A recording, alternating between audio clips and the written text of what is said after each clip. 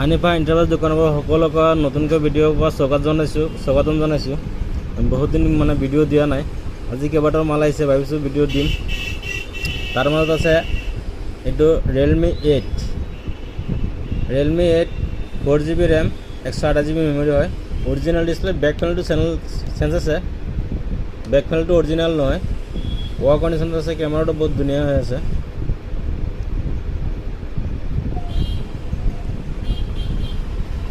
এইটো মানে ছাইডত অলপ ধৰক যিটো কাভাৰ আছে সেইটো কাভাৰটো অলপ দাগি আছে, বেলেগ কোনো নাই।